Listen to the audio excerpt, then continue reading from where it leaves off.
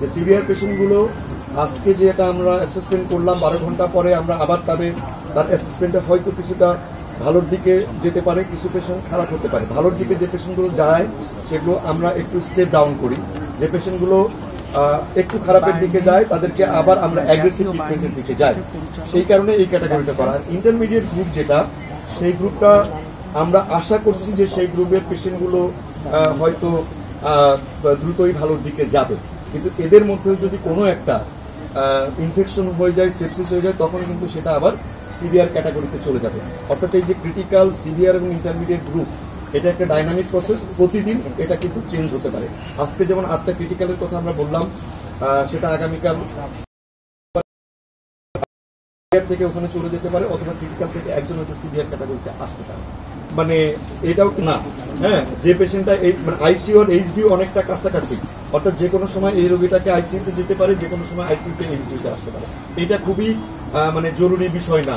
ICU আর HDU management protocol প্রায় same, পার্থক্যটা হচ্ছে আমরা অনেক সময় ভেন্টিলেশন দেওয়ার জন্য আইসিইউতে নিই, কিন্তু এটা মনে রাখবেন ভেন্টিলেশন ছাড়াও কিন্তু আইসিইউ শব্দটার অর্থ কিন্তু ইন্টেনসিভ কেয়ার, সেটা শুধু ভেন্টিলেশনের জন্য না, লাইফ সাপোর্টের জন্য না, তার যে মনিটরিং গুলো, সেই মনিটরিং গুলো ইনভেসিভ ভাবে হবে।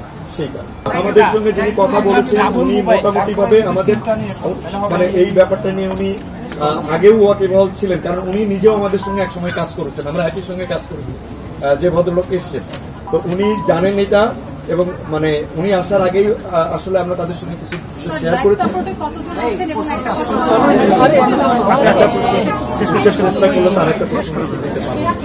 তো উনি আমাদের প্রাইমারি পরিকল্পনা নিয়ে উনি যথেষ্ট আমাদের সঙ্গে একমত পোষণ করেছেন, তবে কিছু কিছু জায়গাতে উনি আমাদেরকে যেটা বলেছেন যে ম্যাস ক্যাজুয়ালিটির ওনার একটা অভিজ্ঞতা আছে তাইওয়ানে অনেক শিশুদের ক্ষেত্রে, তো উনি ওইখানে কিছু পরামর্শ আমাদের দিয়েছেন, আমরা ওইগুলোই ফলো করছি। ওগুলো হয়তো আরেকটু ভালোভাবে আরেকটু ক্যাটাগরি করে আমরা ওইটা ফলো করছি। আসলে খুব বেশি পার্থক্য কথা উনি বলেননি, তবে কিছু জিনিস গোছানো ভাবে আরো একটু প্রক্রিয়াগতভাবে আমরা 12 ঘন্টা জায়গায় 6 ঘন্টা করবো কি 7 ঘন্টা করবো, এরকম কিছু চেঞ্জেস আছে।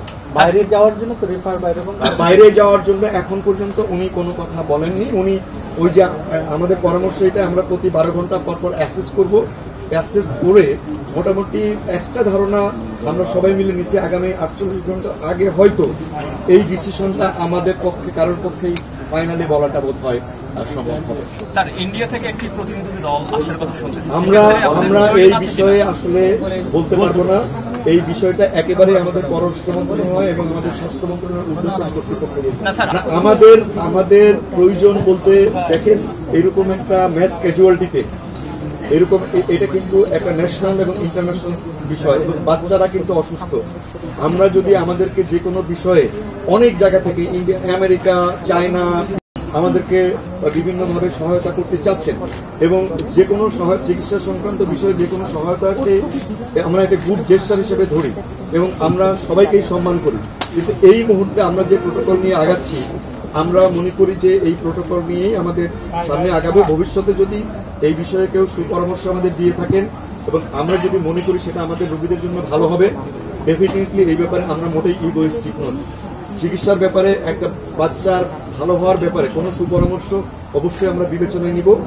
আমরা যে কোনো পরামর্শ আসলে আমরা সবাই মিলে একটা বসে যদি কোনো চেঞ্জ করতে হয়, করলে যদি আমাদের বাচ্চাদের জন্য ভালো হয়, অবশ্যই আমরা আপনাদেরকে প্রতি ঘন্টায় আপডেটগুলো আমাদের মন্ত্রণালয় থেকে যাবে, এবং আমরা যদি নতুন কিছু পাই আগামীকাল যদি আপনাদের জানানো হয়, আমরা কয়েক ঘন্টা আগেই আপনাদেরকে জানাবো যে কি কি বিষয়ে।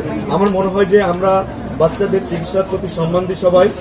আপনারা, আমি বিশ্বাস করি আপনারা প্রত্যেকেই যারা আছেন তারা এই বিষয়ে ওয়াকিবহাল, যাতে আমরা চিকিৎসা সংক্রান্ত কাজগুলো নির্বিঘ্নে করতে পারি। এবং এই কয়েকদিন আপনারা যে কষ্ট করেছেন, ভীষণ কষ্ট করেছেন, এবং অনেক ক্ষেত্রেই আপনাদের সঙ্গে কিছু কিছু ক্ষেত্রে হয়তো কিছু অমানবিক আচরণও হয়েছে।